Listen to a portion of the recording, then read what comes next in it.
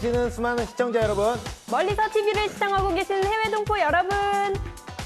이보다 더 쉬울 수 없는 재미난 과학 이야기 판도사가 돌아왔습니다.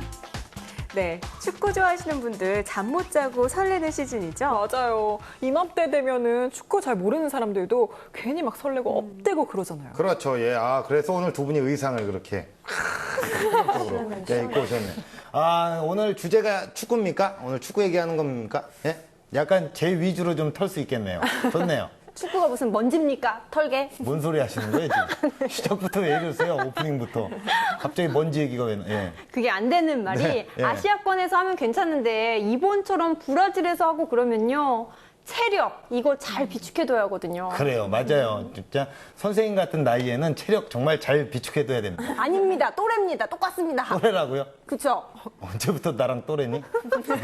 그래요. 또래였어요. 깜짝 놀랐네. 처음 봤네.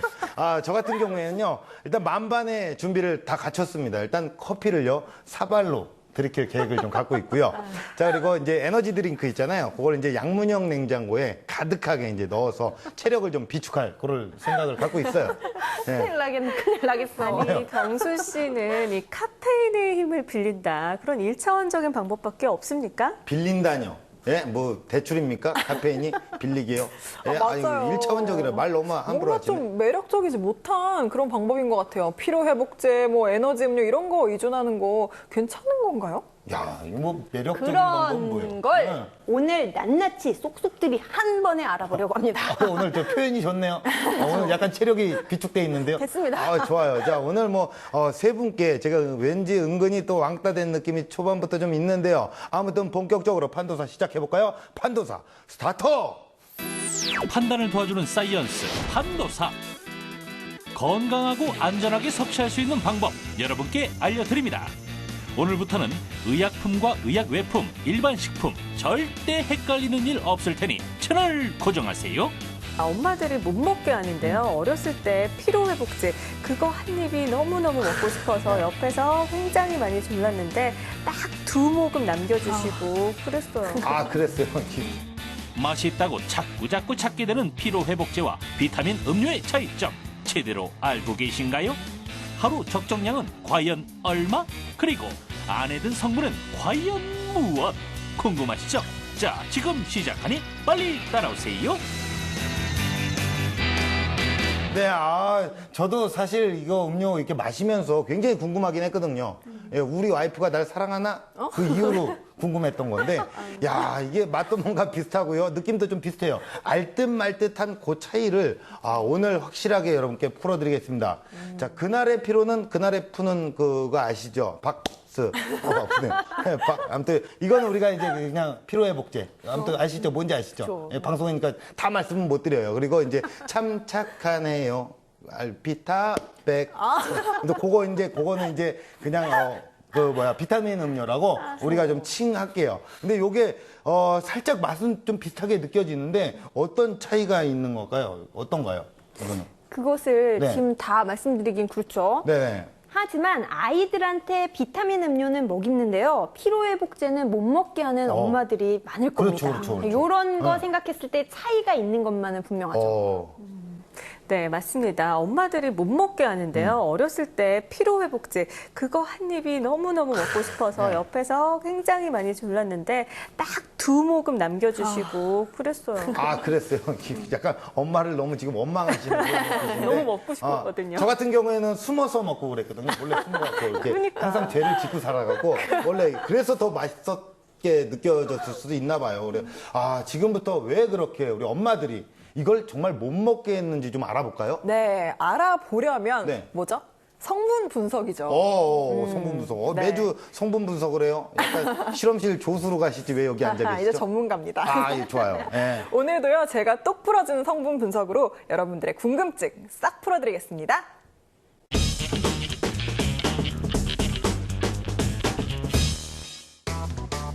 직장인부터 수험생까지 피로가 쌓일 때 제일 먼저 찾게 되는 것은 바로 피로회복 음료. 하지만 피로회복 음료도 모르고 먹으면 아무 소용 없다는 사실 알고 계셨나요? 제대로 피로를 풀려면 어떤 피로회복 음료를 마셔야 할까요? 궁금증을 풀어줄 전문가를 소개합니다. 팀장님 안녕하세요. 아, 예, 안녕하세요. 자양강장제랑 비타민 음료 두 개 다 가져와 봤는데요. 두 가지가 어떻게 다른가요? 아, 그러면 일단 분석을 통해서 실제 성분은 어느 정도 함유되어 있는지 확인부터 해보시죠. 피로회복 음료계의 대표 주자 자양강장제와 비타민 음료. 성분의 차이가 있을까요? 지금까지 팔린 양만 지구 50바퀴를 돌고도 남는다는 국민 자양강장제와 한 달 평균 3, 4천만 병씩 팔려나가는 비타민 음료. 두 음료의 샘플을 채취해 피로회복이 되는 물질이 들어있는지 확인해봤는데요. 자연강장제에는 이렇게 그 특정 카페인이라든지 타우린 성분들이 검출이 되었고, 비타민 음료의 경우에는 지금 보시다시피 그런 특정 성분들이 없습니다. 검출이 안 되죠. 자양강장제의 주 성분은 무수 카페인과 타우린. 일반 카페인보다 강한 무수 카페인은 중추신경을 자극해 집중력을 높여줍니다. 또한 담즙 분비를 촉진하는 타우린이 간을 해독해 피로를 풀고 심장 근육을 보호하는데요. 하지만 피로 회복에 좋다고 많이 먹는 건 금물. 제품에 명시된 복용량을 지키는 것이 중요합니다. 과잉 섭취 시에는 불면증이 생기고 신경과민이 되거나 아니면은 메스꺼움 또는 그 심장 박동수의 증가로 심장이 두근거림 등 여러 가지 증상이 나타날 수 있습니다. 참 착하네요. 그렇다면 피로 회복 물질로 알려진 비타민 C가 다량 함유되었다는 비타민 음료. 어떤 효과가 있을까요? 일반 음료인 그 비타 음료라든지 아니면 다른 제품들의 경우에는 일반적인 품질 관리로 이루어지면서 특정한 효능 효과를 주장할 수 있는 제품들은 아닙니다. 무심코 마셨던 피로 회복 음료. 잘 골라 마셔야 하는 이유가 바로 여기에 있습니다. 의약외품 드링크와 혼합 음료로 엄연히 구분되기 때문인데요. 쉽게 말해 우리가 흔히 마시는 자양강장제는 의약외품 드링크, 비타민 음료는 일반 혼합 음료에 속하는 겁니다. 의약외품 드링크는 제품에 표기된 피로회복, 자양강장 등의 효과가 있지만 약성이 강하지는 않은데요. 따라서 특별한 처방 없이 정해진 용법에 따라 복용이 가능합니다. 이와 달리 일반 혼합 음료는 갈증 해소, 기분 전환, 당류 보충에 도움을 주는데요. 하지만 인체에 대한 효능이나 효과를 보장하지 않는 것이 다른 점입니다. 의약외품 드링크로 착각하기 쉬운 에너지 음료도 알고 보면 혼합 음료라는 사실. 요즘 청소년 사이에 유행하는 고카페인 음료 붕붕 드링크.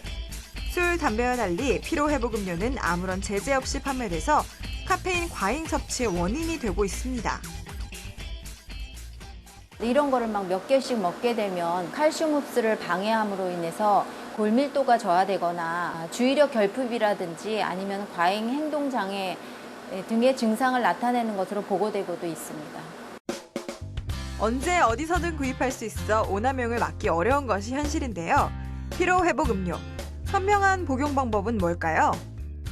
결국 본인의 선택이 가장 중요합니다. 의약외품의 경우에는 효능 효과가 명확히 기재되어 있기 때문에 그런 효능 효과를 담보로 해서 드시고 싶을 때는 의약외품을 선택하시고 단지 갈증 해소라든지 아니면 기분 전환 등이 필요할 때에는 일반 음료를 선택하시면 되겠습니다. 피로회복 음료. 이제부턴 때와 장소가 아니라 목적과 효과에 따라 골라주세요. 네, 이 피로회복제 이거 정량을 지켜서 먹어야 되는 그런 이유가 있었군요. 자, 피로회복제에도 카페인이 들어있어요. 그렇죠. 네. 그래서 아이들을 못 먹게 했던 겁니다. 카페인 과다 섭취는 심장질환이나 수면장애, 환각 같은 부작용 우려가 있어서 위험하죠. 네, 아이들은 당연히 마시지 않아야 하고 네. 어른들도 너무 자주 마시는 건 옳지 않습니다. 그렇죠. 보신 것처럼 하루 한 병 정량을 지켜주세요. 네, 좋아요. 약간 캠페인 느낌이 있어요. 야, 하루 한 병. 근데 이나 씨는 회식 때 소주나 정량을 좀 시켜주세요. 소주를 이렇게 여자가. 그런 걸 여기에서. 예, 알겠습니다. 예, 아무튼 카페인을 많이 먹게 되면 우리가 피로회복을 위해서 많이 먹으면 카페인을 먹으면 페인이 된다. 약간 이런 애드립을 그냥 무리수로 한번 던져봤어요. 라임 한번 맞춰봤고요. 근데 선생님, 그 피로회복제를 안 먹으면 되는 거 아닙니까? 그러면 과다 섭취니 뭐니 우리가 고민을 할 필요가 없고 안 해도 되잖아요. 맨날 그 소리 하더라. 저번 주도 설탕 뭐 안 좋다고 하니까 안 먹으면 되지 않습니까? 유행어예요. 안 먹으면 되잖아요. 유행어입니다. 밀고 있어요. 안 됩니다. 안 먹으면 되잖아요. 예. 그런 소리 하지 마십시오. 네. 왜냐하면 숙취와 피로를 풀어주는 성분이 들어있고요. 보신 것처럼 의약 외품으로 지정돼 있는 만큼 일시적인 효과는 볼 수 있기 때문에 먹는 건 괜찮죠. 다만 과다 섭취, 많이 먹는 게 위험하다는 거죠. 커피나 에너지 드링크와 마찬가지 경우입니다. 그렇죠. 매주 그냥 과유불급. 그쵸. 예? 이건 뭐 항상 고정 멘트예요. 그죠? 과유불급. 진짜 영상 속에서요. 의약 외품과 일반 혼합 음료를 잘 가려서 먹어라. 뭐 이런 말도 나왔어요. 근데 어떻게 먹어야 이게 우리가 잘 가려 먹는 건지. 이렇게 가리고 먹을 수 없죠. 안 먹히는데 가리고 먹어야 되나요? 어떻게 먹어야 돼요 도대체? 아, 정말 무리수가 또 있었네요. 미안해요. 예. 피로 회복제 같은 게 의약 외품이고요. 비타민 음료는 일반 혼합 음료라고 생각하시면 되는데요. 의약 외품이란 약성이 있는 제품입니다. 그렇기 때문에 정확한 용법, 용량을 지켜 먹어야 합니다. 네, 이 피곤하거나 각성이 필요할 때는 의약 외품을, 그리고 단순히 기분 전환을 원한다면 상큼한 혼합 음료를, 이렇게 정리를 해보면 될까요? 바로 그겁니다. 둘이 잘 맞네요. 그리고 또요, 의약 외품은요, 일반 혼합 음료하고는 달리 식약처 고시를 통해서 제품의 효능 효과 범위를 명확하게 표시하고 있기 때문에요. 설명서나 제품 뒷면을 잘 읽어보는 게 중요합니다. 아, 예. 네, 피로 회복제는 약성이 있는데도 불구하고 일반 편의점에서 뭐 특별한 규제 없이 쉽게 구할 수 있거든요. 네. 그렇기 때문에 점주님들은 술, 담배 판매할 때처럼 좀 더 신경을 써주시면 좋을 것 같아요. 네, 그래요. 아, 이게 확 오네요. 술, 담배 판매할 때처럼. 자, 그런데요. 사실 음료수에만 의약 외품이란 게 있는 게 아니잖아요. 그렇죠? 예, 그리고 또 의약 외품 말고 의약품은 뭔지 또 궁금한데 그런 거 이제 전반적으로 우리가 MRI 느낌으로 쫙 한번 훑어봐야 되지 않을까요? 네, 그건 제가 네. 하겠습니다. 이 수많은 약과 드링크제, 그리고 반창고 같은 소품에 이르기까지 여러분 구분해서 잘 사용하고 있으십니까? 지금부터 저와 함께 알찬 공부하러 가보실까요?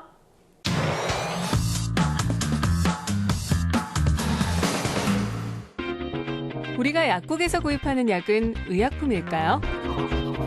24시간 편의점에서 언제든지 구입할 수 있는 약은 의약 외품일까요? 알쏭달쏭한 약의 세계, 그것이 알고 싶어요. 약의 비밀을 캐러 한 걸음에 달려온 이곳. 오늘 우리에게 보다 쉽고 재밌게 약에 대해서 알려주실 정강희 약사님을 만났습니다.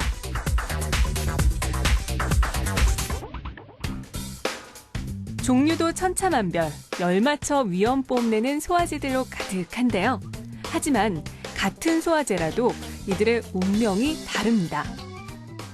네, 보기에는 같은 소화제인 것 같지만 약국에서 구입할 수 있는 것과 또 편의점에서 구입할 수 있는 것이 있는데 어느 것이 약국에서 구입할 수 있는 소화제일까요? 한번 맞춰보세요. 보기에는 똑같아 보이는데요. 약국에서만 구입할 수 있는 소화제는 과연 어떤 걸까요? 정답이 어떤 거예요? 네, 정답은 바로 이 제품입니다. 왼쪽이 마트에서 구입할 수 있는 소화제고요. 오른쪽이 바로 약국에서만 구입할 수 있는 건데요. 대개 약사와 상담을 한 뒤 약국에서 구입하는 것은 일반 의약품, 약국 외에 다른 곳에서 구입할 수 있는 것은 의약 외품으로 나눠집니다. 그런데 같은 소화제가 두 종류로 나뉘는 이유는 뭘까요? 네, 의약 외품으로 지정된 소화제에는 어떤 특정한 성분이 들어가 있지 않은데 그 성분은 바로 현호색이라는 생약 성분의 소화제입니다. 이 현호색은 인부에는 투여 금기가 되어 있으므로 투여할 수가 없고요. 또 일반 의약품에만 첨가를 해서 사용할 수가 있기 때문에 약국 외에서 판매되고 있는 의약 외품에는 현호색을 쓸 수가 없습니다. 때론 성분에 따라서, 때로는 함유량에 따라서 약의 운명이 갈리는 건데요. 그래서 약국에서 판매되는 일반 의약품을 구입할 때는 꼭 나이에 맞는 용량이라든지 임산부의 의약품 복용 가능 여부를 꼼꼼히 따져봐야 한다는 것. 소화제, 해열 진통제, 종합 감기약 등이 대표적인 일반 의약품입니다. 하지만 우리가 병원에서 처방전을 발급받고 약국에 가서 받는 약은 전문 의약품이라고 하는데요. 전문의약품은 그 환자의 질병이나 환자의 건강 상태에 따라서 적절한 용량이나 용법의 설정이 필요하고요. 또 한 가지 서로 약물 간의 상호작용이 있기 때문에 반드시 의사의 처방전에 의하여 처방을 받아서 복용을 해야 된다는 점이 다른 점입니다. 일반 의약품과 전문 의약품이 아닌 것은 의약 외품이라고 합니다. 주로 질병을 치료하거나 예방하는 목적으로 사용이 되는 건데요. 섬유로 만들어진 붕대, 마스크, 고무 제품으로 만들어진 반창고 등이 의약 외품에 해당됩니다. 의약 외품은 인체에 대한 작용이 강하지 않거나 아니면 직접 작용하지 않기 때문에 약국이 아닌 슈퍼나 일반 마켓에서도 구입할 수 있는 그런 제품이 의약 외품이라고 할 수 있겠습니다. 여기서 잠깐! 편의점에서 의약 외품뿐 아니라 일반 의약품을 구입할 수 있다는 제보 접수. 어떻게 된 거죠? 네, 편의점에서 구매할 수 있는 의약품이 있는데요. 그것이 바로 안전상비의약품입니다. 이 안전상비의약품이라는 제도를 도입하게 된 이유는 공휴일이나 아니면 야간에 응급환자가 생겼을 때 약 구입을 용이하게 하기 위해서 정부가 2012년 11월부터 마련한 제도입니다. 편의점에서 판매되는 안전상비의약품은 해열진통제, 소화제, 감기약, 파스 등 총 13개 품목인데요. 하지만 안전상비의약품을 구입하는 조건이 있습니다. 양리작용이 전문 의약품보다는 강하지 않아도 충분히 부작용이 있을 수 있기 때문인데요. 약의 오남용 방지를 위해 1인이 동일한 품목 1개의 포장 단위로만 구입할 수 있고요. 또 12세 미만은 구입할 수 없습니다. 지금까지 알쏭달쏭한 약의 세계에 대해서 알려드렸는데요. 어떻게 궁금증 풀리셨습니까? 건강과 직결되는 약, 무엇보다 바로 알고 먹는 게 중요합니다.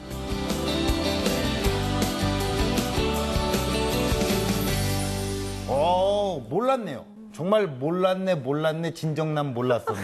이 노래가 생각나네요. 야, 몰랐어요. 정말 우리가 잘못 알고 있었던 정보들이 좀 있네요. 그러니까 예를 들어서 우리가 속이 아플 때, 소화가 안 될 때 먹는 거 있잖아요. 가스병수. 가스병수. 왜냐면 친해요. 내 친구야, 지인이에요. 지인이 항상 속이 아프고 그럴 때 이게 이 친구 한 잔씩 먹고 하는데 가스병수 이런 거는 이제 우리가 쉽게 살 수 있는 건지 알았는데 그런 것도 아니었고요. 반창고 같은 경우에는 의외로 편의점에서도 이렇게 우리가 구입을 할 수 있었어요. 이런 거를 일단 우리가 잘 기억하고 알아둬야 될 것 같습니다. 아주 좋은 정보네요. 네, 그렇죠. 보통 주사약이나 먹는 약은 의약품, 그리고 붕대나 솜 같은 거는 의약 외품, 이렇게 단순히 생각하는 경우가 많았는데요. 하지만 먹는 비타민제 하나로도 용도와 기능에 따라서 의약품, 의약 외품, 건강기능식품으로 나눌 수 있습니다. 네, 또 의약품에 비해 비교적 구매가 쉬운 의약 외품은요.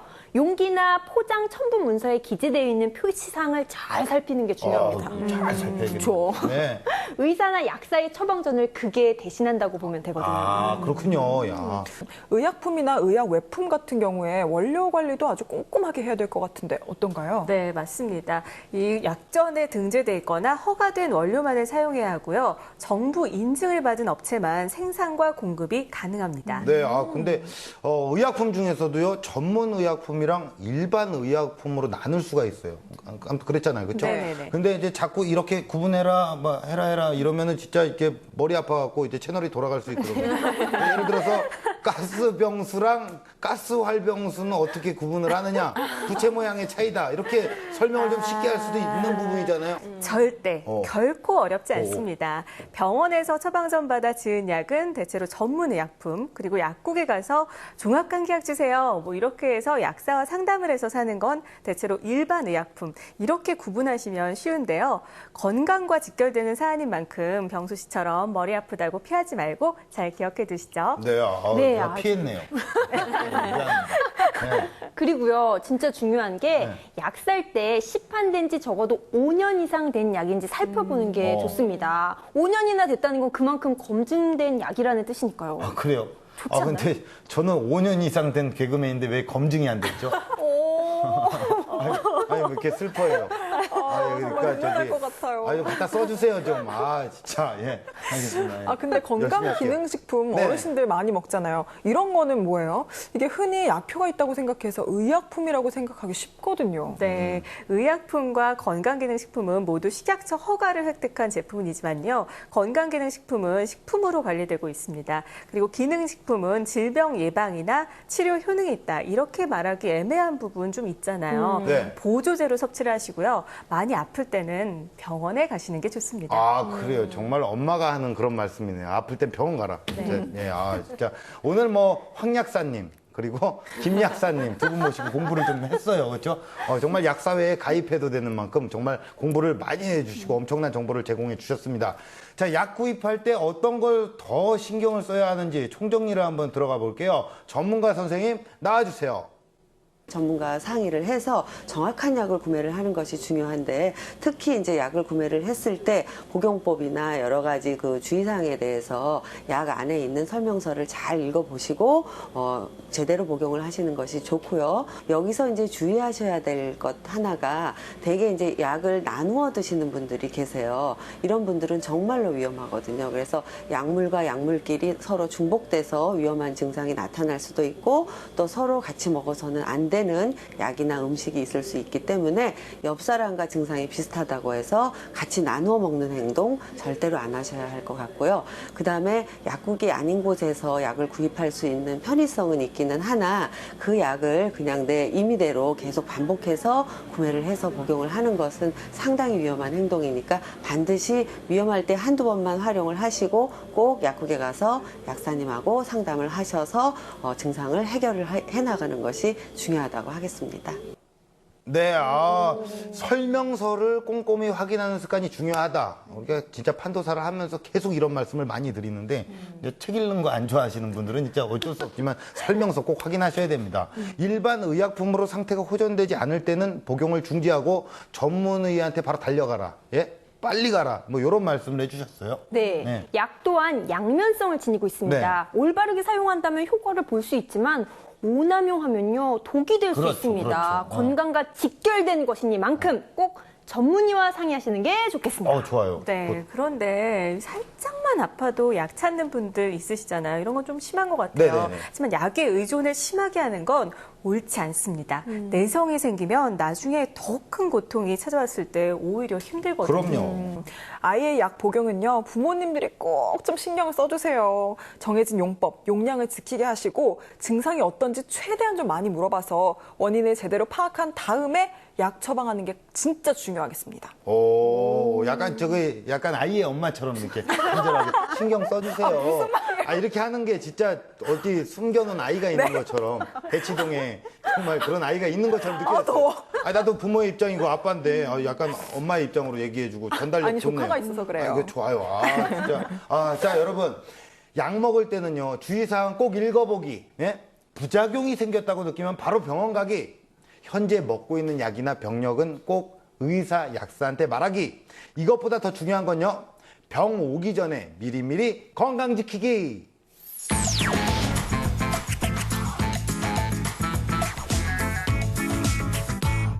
동급 최강 과학정보 토크쇼 판도사. 함께하고 계십니다. 네, 우리가 이렇게 의약품, 의약 외품을 싹 다 이렇게 MRI처럼 훑어보고 알아봤지 않습니까? 그런데요, 집에 상비약 이런 것들은 다 구비하고 계시죠?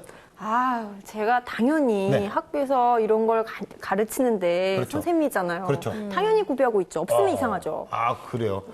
아이들에게 항상 떠들지 말라고 가르치시죠? 그렇죠. 근데 대기실에서 왜 이렇게 떠들으시는 거예요? 예? 알겠습니다. 여기까지입니다. 네, 자, 여기까지. 네, 저는 사실 구비해놓은 게 몇 가지 안 됩니다. 약이랑 별로 안 친해요. 이 편의점이 가까이 있으니까 아프면 그냥 쪼르르 내려가서 사면 된다 이런 생각하게 되거든요. 맞아요. 저도 뭐 밴드나 소화제 정도만 갖고 있고 뭐 이렇게 건강한데 별일 있겠어? 이런 생각도 하고요. 야, 진짜 두 분은 진짜 심각하네요. 진짜 문제가 있어요. 늘 생각하는 거지만 두 분은 정말 위험한 여자입니다. 데인저러스 우먼이라고 할 수 있죠. 치명적인. 그렇죠. 뭘 같이 치명적인 매력? 뭐 치명적인 매력은 뭐 어디 진짜 언제까지나 당신들이 젊고 건강할 줄 알아요? 예? 무슨 상황이 어떻게 올지 모릅니다. 사람 이름 모르는 거예요. 급한 상황에 대비하는 거 그건 정말 필요합니다. 언제 어떻게 내가 증조 할아버지 만날 수도 있는 거예요. 네? 아 진짜 이게 약상자를 구비해 놓는 거 그게 뭐가 그렇게 어렵습니까? 안 그래요? 안 어렵잖아요. 맞죠. 네. 병수 씨 말이 정말 맞는 게 증세가 가볍거나 병원 찾기 어려울 때 상비약으로 처치하면 통증, 시간, 경비 다 줄일 수 그렇죠, 있습니다. 그렇죠. 그겁니다. 이런데 돈 아까워하면 안 됩니다. 아 좋아요. 전 맞네. 아 좋아요. 좋습니다. 아 진짜 그리고 저도 항상 약상자 이거 구비하시고 저는 또 개그맨으로서도 항상 구비하는 게 있어요. 제 이목구비를 항상 구비를 합니다. 개그맨으로서 여러분께 웃음 드리려고 이목구비 구비하고 있습니다. 당장 쓰세요. 미안합니다. 예. 그런데 많은 분들이 공감을 하실 텐데요. 구비해도 받자 않으니까 약이 점점 쌓여서 처치 곤란인 경우, 이런 경우 많잖아요. 사실 많이들 말씀하시거든요. 네. 맞아요. 병원에서 처방받아온 약이랑 해서 저도 이만큼 쌓여 있는데 뭐가 뭔지 잘 모르겠고 버리자니 좀 아깝고 그런 경우 많아요. 그렇죠. 맞아요. 집에 많이 약봉지들 쌓였잖아요. 저 같은 경우도 아이들 약봉지까지 해서 진짜 이만큼씩 늘어나고 냉장고에도 약이 막 쌓여 있습니다, 집에. 아 그래요? 정체가 뭐예요? 아까 선생님이라면서 천상 아줌마네요. 변할 수 없네요. 아 지금 세 분께서 정말 남아도는 약 관리에 골치가 아프다. 뭐 약상자 구비해놔도 뭐 구입해두고 싶어도 관리가 안 되니까 나는 안 만든다. 뭐 이렇게들 지금 핑계를 대시는 것 같은데 이제 그런 핑계가 안 통합니다. 내게 그런 핑계 대지 마요. 입장 바꿔 생각을 해봐요. 네가 지금 나라면 넌 웃을 수 있니? 하지만 여러분께 제가 지금부터 웃을 수 있는 그런 팁을 준비했습니다. 함께 보시죠. 현병수의 T.O.P. 고품격 과학 지식 현병수의 T.O.P. 우리 집 약상자를 현명하게 관리하는 법 한도사에서 알아봅니다. 제가 일명 약매니아입니다. 오해는 하지 마세요. 집에 각종 영양제를 비롯해서요 소화제도 많고요. 집이 간이 약국이라 해도 과언이 아닌데요. 그만큼 집에 약이 많다는 거예요. 치약도 많고요. 미안합니다. 상관없는 얘기였네요. 이게 꼭 필요한 얘기는 아니었죠. 자, 자꾸만 쌓여가는 수많은 약을 여러분들 어떻게 관리를 해야 될지 모르시겠다고요? 똑똑하게 약 관리하는 방법 지금 바로 시작합니다. 현명하게 의약품 관리하는 첫 번째 방법, 이름을 알 수 없는 약 관리법입니다. 약 성분은 물론 언제 어느 때 처방받았는지 전혀 기억나지 않는 색색의 약들, 그냥 먹자니 찜찜하고 그렇다고 버리기엔 아깝죠잉. 포장이 닳거나 영어로 되어 있어 이름을 알 수 없는 약은 가까운 약국에 문의하면 되는데요. 집에 보관 중인 약의 효능이나 사용 가능 여부가 궁금하실 때는 가까운 약국에 가져가시면은 그 사용 여부라든가 효능을 약사가 자세히 알려줄 수 있습니다. 약을 복용하고 건강을 회복하는 것도 매우 중요하지만 함부로 먹는 것은 삼가해야겠습니다. 또 약의 이름은 알지만 용도를 모를 경우 굳이 약국에 가지 않으셔도 됩니다. 의약품 정보 시스템이나 대한민국 의학정보센터 홈페이지에 들어가면 약의 용도와 부작용 등을 쉽게 알 수 있습니다. 여러분 어떠세요? 약은 약사에게, 성분은 저 병수에게 물어봐도 잘 모릅니다. 앞에서 말한 홈페이지 꼭 들어가서 확인하시고요. 약의 성분을 집에서도 편하게 알 수 있다는 사실 꼭 기억하시기 바라겠습니다. 자, 그런데 약을 먹으면 가끔 맛이 간 게 있어요. 맛이 막 어디로 갔냐? 막 해외여행처럼 막 어디로 갔어요. 늘 먹던 약 맛이 아닌 게 있어요. 왜 그런가 싶어서 약병의 바닥을 봐요. 이렇게 보니까 유통기한을 훌쩍 넘긴 소화제더라고요. 유통기한 지난 소화제. 아, 이거 처치곤란입니다. 이거 도대체 어떻게 해야 하죠? 현명하게 의약품 관리하는 두 번째 방법, 유통기한 지난 소화제 관리법입니다. 소화제, 감기약 등 처방전 없이 구입이 가능한 일반 의약품, 혹시 상비약으로 챙겨놓고 드시나요? 이때 꼭 확인할 것이 있었으니 바로 유통기한인데요. 약도 상할 수 있다는 사실. 유통기한이 지난 약은 분자 구조가 변해 효과가 떨어질 뿐 아니라 부작용을 유발할 수 있습니다. 한국소비자원에 따르면 최근 3년간 유통기한 경과 의약품으로 인한 위해 사례의 대부분이 일반 의약품인 것으로 나타났는데요. 오래된 약을 복용하면 어떻게 될까요? 유통기한이 경과한 약을 복용하게 되면 알레르기 반응으로 인한 고열이나 피부 발진 또는 소화기계 부작용으로 인한 구역이나 구토가 나거나 설사 등의 증상이 생길 수 있습니다. 또한 시럽과 같은 액상의약품의 경우 세균이 번식하여 또 다른 질병을 유발할 수 있습니다. 해열 시럽이나 물약의 유통기한은 개봉 후 2개월에서 3개월, 포장된 알약은 보통 1년에서 2년 정도고요. 한 번 개봉한 연고는 6개월 정도 사용할 수 있습니다. 하지만 밀봉 상태에 문제가 있다면 유통기한에도 문제가 생긴다는 점 꼭 기억하세요. 그리고 조제된 가루약의 경우 알약보다 유효기간이 짧은 편인데요. 특성상 습기에 약하기 때문에 반드시 건조한 곳에 두어야 합니다.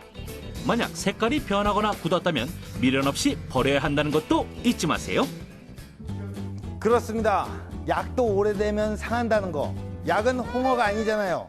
약 삭혀 먹는 거 아니잖아요. 그렇죠? 약 먹을 때 꼭 유통기한에 주의해야 하는 습관 길러야 되겠습니다. 오래된 약들은 과감하게 버려야 돼요. 하지만 오래된 약을 버릴 때도 방법이 있다고 합니다. 남은 약을 버리는 현명한 방법 지금 바로 공개합니다. 현명하게 의약품 관리하는 세 번째 방법, 남은 상비약 폐기 관리법입니다. 오래된 약, 유통기한을 모르는 약은 버리는 게 상책. 하지만 무턱대고 휴지통에 버리면 안 돼요. 어떻게 폐기해야 하는지 지금부터 알아볼까요? 화학물질로 된 약을 함부로 버릴 경우 환경오염을 일으킬 수 있습니다. 지난 2006년 국립환경과학원이 실시한 4대강 수질 검사에서 항생제와 호르몬제 등의 약 성분이 다량 검출됐다는 사실. 바로 쓰고 남은 약을 함부로 버렸기 때문이죠. 특히 실험류의 경우 하수구나 변기에 버리면 하천에 부영양화를 초래할 수 있는데요. 이는 수생생물의 기이한 성장을 유발함은 물론 생태계에 악영향을 미칠 수 있습니다. 그래서 약을 버릴 땐 반드시 가까운 약국에 폐의약품 수거함에 버려야 하는데요. 집에서 쓰다 남은 약이나 유통기한이 경과한 약은 가까운 약국이나 보건소에 비치된 폐의약품 수거함에 버리시면 안전하게 폐기됩니다. 이로 인해 가정에 방치되어 무분별하게 버리는 의약품으로 인한 환경오염 등을 미연에 방지할 수 있습니다. 먹는 약은 처방전에 맞게 복용하고 남은 약은 올바르게 폐기 처분해 건강과 환경 동시에 지키는 현명한 여러분 되시길 바랍니다.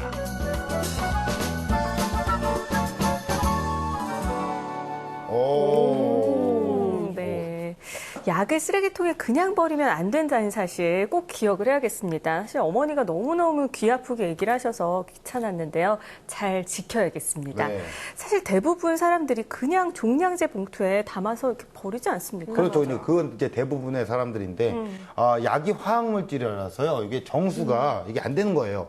수질 검사를 했는데 항생제, 호르몬제가 다량 검출이 됐고요. 거기다 이제 동식물이 그걸 먹었을 경우에는 생태계까지 파괴되는 경우가 오거든요. 엄청나게 어마어마하죠. 진짜 진짜 약국에 가져다가 주시면 알아서 우리 약사님께서 황 약사님, 김 약사님 계시잖아요. 다 있잖아요. 잘들 처리해 주실 겁니다, 진짜로. 네, 그러니까 유통기한 지난 약은요, 빨리 처리하는 게 옳습니다. 그래요, 그렇게 하시라니까요. 분자 구조가 변해서 효과가 떨어진다는 말씀을 다시 드립니다. 그걸 아시는 분이 그렇게 이렇게 약을 쟁여놓고 다니시면 안 되시죠. 그게 버리자니 좀 아까워요. 급할 때 뭔가 요긴하게 아줌마 왜 그러세요? 마세요. 버리겠습니다. 알겠습니다. 예. 부피 줄인다고 포장 박스 뜯어서 보관하시는 분들이 있는데 이런 것도 어떤 약인지 다 알 수 있다는 거잖아요. 그렇죠. 이제 약에 대해서 궁금한 점이 있으시면요. 여기 이제 아래 주소가 이제 나갑니다. 여기 싹 나가잖아요. 그렇죠. 쫙 나가는데 여기에 이제 물어보시면 되겠고요. 먹는 약 말고도 연고 같은 경우에도 뚜껑을 열었다 닫았다 이렇게 하면요. 이게 진짜 변질이 될 수가 있어요. 그러니까 뚜껑은 꼭 닫아서 직사광선 피해서 그렇게 보관해 주시기 바라겠습니다. 네, 그러면 집에 꼭 챙겨놔야 하는 상비약 어떤 게 있을까요? 일단 기본적으로 해열 진통제 이런 건 좀 필요하겠고요. 그리고 종합감기약 저 같은 경우에는 이제 안 좋아요. 이게 안 좋아서 항상 구비해 두고 있고요. 그리고 이제 소화제 이런 거 필요하겠고 우리 이나 씨 같은 경우에는 이제 지사제가 필요해요. 지사제. 아니 심하시니까 화장실 자주 가시고 여자답지가 않더라고요. 매력이 떨어지더라고요.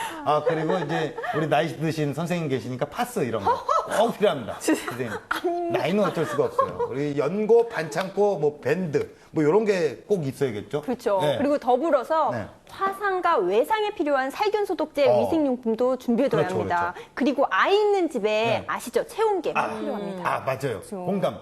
좋네요. 시청자 여러분, 판도사 끝난 후에 약상자 관리 한번 들어가 주시는 건 어떨까요? 이거 갑자기 어떨까요? 어떻죠? 갑자기 이거 기사제 필요한 여자가 갑자기 이쁜 책을 약상자 이미지 관리하기 개선 좀 전에 해보려고요. 본인 관리나 좀 하세요. 아, 깜짝 놀랐네요. 이 여자가 뭐 잘못 먹었나, 약을 잘못 먹었나. 아, 예, 아무튼 미안합니다. 농담이고요. 아, 이 액상 같은 거 있어요. 이 액상의 경우에는요, 유통기한이 더 짧으니까 꼭 확인을 하셔야 돼요. 약 중에서도. 그리고 이제 어린이 손이 닿지 않는 장소에 약을 보관해야 한다는 정말 기본적인 팁. 이것도 함께 전해드리겠습니다. 네, 유통기한을 준수하고 또 복용 방법과 용량을 준수해라. 오늘 방송 이렇게 정리해 볼 수 있을까요? 그렇죠. 이제 그 유통기한에 관련된 사자성어가 있어요. 예? 여기 약간 그 아름다운 건강을 위해서 시간을 잘 준수해라. 그래서 시야 준수. 아시아의 별이 되십시오, 여러분들. 아, 오늘 저기 출연료를 반만 받을게요. 무리수를 내가 계속 던지네. 그래야겠다. 피디님 그렇게 합시다. 아, 예, 넘어갈게요. 네, 네. 더불어서 정량 복용 그걸 안 지켜서 말이죠 사단이 나는 경우가 있습니다. 네, 그렇죠. 지금부터 그걸 알려드릴 텐데요. 아, 무거운 시간이네요. 그렇죠. 아주 네. 무겁고 유익한 시간입니다. 네. 함께 가보실까요? 김희진의 사이언스 앤 세이브.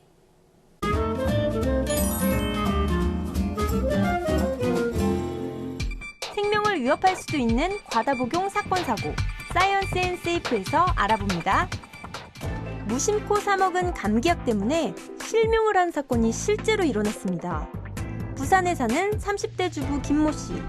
4년 전 감기 몸살로 약국에서 감기약을 사 먹었는데요. 오히려 고열이 나며 온몸에 심한 가려움증을 느꼈습니다. 병원 검사 결과 병명은 스티브 존슨 증후군. 약물 알레르기로 인한 질환인데요. 감기약에 들어있던 아세트아미노펜 성분이 원인이었습니다. 식약처에서 권고한 아세트아미노펜 1회 최대 복용량은 325mg. 하지만 시중에서 쉽게 구입할 수 있는 감기약에는 이 성분이 500mg 이상 함유되어 있는데요. 감기약과 항생제에서 부작용이 일어날 가능성이 커 문제입니다. 혹시 감기약을 먹었을 때 가슴이 두근거리며 손이 떨리는 부작용이 나타난다면 반드시 의사나 약사에게 알려 그 약을 처방받지 않도록 해야 합니다. 아이가 감기에 걸렸을 때 집에 남아있는 감기약부터 꺼내 먹이는 부모님들 많으실 텐데요. 잘못하면 심각한 부작용이 생길 수 있습니다. 열이 떨어지지 않는다고 해열제를 계속 먹이면 간에 무리가 갈 수 있고요. 아이에게 아스피린을 먹이면 뇌와 간이 손상될 위험이 큽니다. 특히 만 2세 미만의 영유아는 의사의 진료를 꼭 받아야 하고요. 약을 먹인 시간과 용량을 기록해 두어야 과다 복용의 위험을 피할 수 있습니다. 또 감기에 처방받는 항생제의 경우 증세가 좋아졌다고 복용을 중단하면 합병증의 우려가 있기 때문에 완치됐다는 의사의 진단이 있을 때까지는 계속 복용해야 한다는 사실 꼭 기억하세요. 무작정 참기엔 괴로운 두통과 치통. 여성의 경우 한 달에 한 번 찾아오는 생리통 때문에 진통제를 더 자주 찾게 되는데요. 미국의 질병통제예방센터에 따르면 진통제 과다 복용으로 사망하는 여성만 하루 평균 18명. 하지만 심각한 문제는 따로 있습니다. 사망자의 절반이 의료기관의 합법적인 처방을 받았다는 것인데요. 이들이 처방받은 진통제는 모르핀과 같은 마약성 진통제류. 마약성 진통제를 장기간 복용하면 복용을 중단했을 때 금단 증상이 나타날 수 있는데요. 설사, 구토, 오한은 물론 위경련, 복통을 일으킬 수 있습니다. 우리나라의 경우 일반 의약품으로 분류된 진통제의 남용 문제가 심각한 상황. 의사의 처방 없이도 손쉽게 구입할 수 있는 진통제. 얼마 전 조사에서 청소년이 가장 많이 복용하는 의약품 1위로 선정되기도 했습니다. 과다 복용할 경우 간 손상은 물론 위장 출혈 위험도 있어 각별한 주의가 필요합니다. 진통제만큼 많은 사람들이 자주 찾는 약도 드물 텐데요. 흔히 먹는 진통제라고 다 같은 약은 아닙니다. 우선 단순한 두통, 근육통과 같은 증상엔 해열과 진통작용을 하는 해열 진통제를 드시고요. 근육염, 치은염처럼 염증이 동반될 때에는 소염 진통제를 복용하는 것이 좋습니다. 여기서 주의할 점, 소염 진통제는 위장에 무리를 줄 수 있어서 반드시 식후에 복용하시고요. 위장이 약한 분들은 드시기 전에 의사나 약사와 상의하셔야 합니다. 또한 진통제를 커피, 녹차, 콜라와 함께 복용하는 것도 절대 금물. 카페인 과다 복용으로 불면증, 현기증이 나타날 수 있습니다. 다양한 진통제, 성분과 제형을 비교해 자신에게 꼭 맞는 약을 찾아 복용하는 것 잊지 마세요. 빠른 시간 내에 피곤에서 벗어날 수 있게 해준다는 에너지 음료. 수험생과 직장인에게 많은 사랑을 받고 있는데요. 미국의 한 청소년의 사망 원인이 에너지 음료인 것으로 드러나 충격을 주고 있습니다. 심장마비로 숨진 14살 소녀 아나이스 푸르니에. 부검 결과는 카페인 중독으로 인한 심장 부정맥. 식약처 기준 몸무게가 50kg인 청소년의 하루의 카페인 섭취량은 125mg입니다. 고카페인의 에너지 음료는 특히 성장기 청소년에게 치명적인 영향을 줄 수 있습니다. 과하게 복용할 경우 오히려 집중력을 떨어뜨릴 뿐 아니라 구토, 어지러움, 불면증, 신경과민 등의 여러 부작용을 일으켜 성장을 방해할 수 있습니다. 2011년부터 의약 외품으로 전환된 감기약 진통제 뿐만 아니라 최근 유행하는 에너지 음료까지 편의점, 대형마트 등 일상생활에서 쉽게 접할 수 있는데요. 아무런 규제가 없기 때문에 오남용을 막기 위해선 우리 모두의 각별한 주의가 필요합니다. 약 먹고 탈라면 약도 없다는 사실 명심하시고요. 몸에 좋은 약도 과유불급 잊지 마세요. 야, 와, 과다 섭취가 건강을 해친다는 말이 어쩌면 일반 먹을거리보다 약품에 더 해당되는 말일지도 모르겠네요. 그럼요. 보신 것처럼 감기약이나 진통제 얼마나 좋은 약입니까? 하지만 모두 과다 복용했다가 목숨을 잃을 수도 있습니다. 그리고 신경안정제를요, 과다 복용해서 숨지는 경우가 아주 특히 많은데요. 의사 처방에 따른 정량 복용 반드시 기억하셔야 합니다. 굉장히 중요하네요, 정량 복용이. 진짜 흔히 우리가 잠이 안 올 때 있잖아요. 신경안정제를 처방받는 경우가 있잖아요. 신경안정제가 안 듣는다 이러면요, 약을 더 많이 처방받아야겠다 이런 생각을 하시는 분들이 분명히 있으실 텐데 그러면 안 된다는 거잖아요. 그럼요. 그거 진짜 엄청 위험한 생각입니다. 그렇죠. 다른 해결책을 찾아야죠. 스트레스성 불면증이라면요, 그 원인을 해결해야지 더더욱 약에 의존하면 안 됩니다. 맞아요. 네, 학생들 일명 붕붕 드링크라고 해서 비타민 음료랑 피로회복제 섞어서 마시다가 카페인 중독되는 경우 이거 한때 아주 큰 문제였잖아요. 하지만 아직도 이렇게 마시는 학생들이 여전히 있다고 하니까요.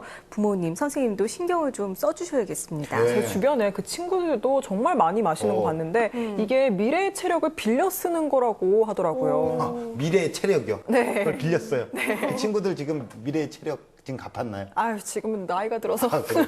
이게 사채보다 위험하네요, 진짜로. 그럼요. 아주 위험합니다. 잠 좀 덜 자보겠다고 이렇게들 마시는데 집중력에 전혀 도움이 되지 않습니다. 오히려 학습에 방해가 될 수 있어요. 집중력을 높이는 방법 알려드릴까요? 뭔데요? 궁금하네요. 안 자는 게 아니라 제대로 자는 겁니다. 숙면, 그게 바로 집중력의 비결입니다. 그래도 공부는 하고 자놔야 될 거 아니에요. 공부는 한 상태에서 제대로 자놔야죠. 미리미리. 그래요. 그리고 영유아들이 약 잘못 먹어서 사고 나는 사례도 굉장히 많잖아요. 그렇죠. 1살짜리 아기가 감기약 먹고 사망에 이른 사건이 있었는데. 그런 얘기 왜 하세요, 지금? 짜증나게. 너무 가슴 아프죠, 진짜. 정말 가슴 아픕니다. 영아들 특히 약 먹거나 투여할 때 조심하셔야 합니다. 네, 어른 약을 반으로 쪼개서 이 아이한테 먹이는 엄마들 꽤 있거든요. 이런 건 어떤가요? 근데 그런 게 의외로 많더라고요. 제발 절대 그러지 마세요. 성분도 문제지만요. 그 알약은요, 녹으면서 천천히 흡수가 되도록 잘 만든 건데 그걸 쪼개면요, 흡수 속도가 빨라져서 위험합니다. 자기 약은 자기만 먹기. 그래요. 자기 약은 자기만 먹어야 돼요. 자기 한 입, 나 한 입. 이게 나눠 먹으면 안 된다니까, 진짜로. 지금 약간 식사 중이신 분들도 있으실 거고 그러실 텐데 일단 좀 죄송합니다. 변비약도요, 과다 복용을 해서 숨지는 경우가 있더라고요. 네. 이게 심각해요. 그렇죠. 변비 그거 너무 고통스럽다고. 이나 씨가 지금 적당히 먹으라고. 무슨 소리예요? 그래서 막 수시발을 복용했다가 과다 복용에 따른 쇼크가 온 겁니다. 아이고야. 정말 시청자분들 오해입니다. 과해서 좋을 거는 아무것도 그렇죠. 없다. 네. 오늘의 한 줄 정리? 그래요. 본인 얘기였습니다. 이제 여러분들 아무튼 건강하게 살고 싶은 게 사실 사람 마음입니다. 하지만 크고 작은 병이나 위기 상황 한 번쯤은 겪기 마련이죠. 오늘 알려드린 정보로요, 위험으로부터 내 몸을 꼭 지키시기 바라겠습니다. 저희는요, 알찬 정보로 다음 주에 다시 찾아오겠습니다. 고맙습니다. 어떡해요. 녹화 다시 해야 될 것 같아요. 저 다시. 이미지 어떡해. 어떡해요. 뭘 어떻게 해. 아, 근데 뭐냐고요.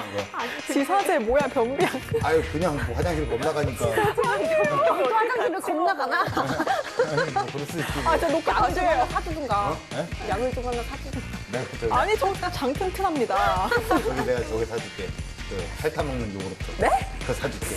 열심히 따라고. 자, 다음 편은요. 그 안전 있잖아요. 안전에 대해서 또 얘기를 합니다. 우리 이제. 그 디지털 키 있잖아. 띠띠띠띠리리 요거랑 그냥 일반 열쇠 어느 게 더 안전할까? 그쵸?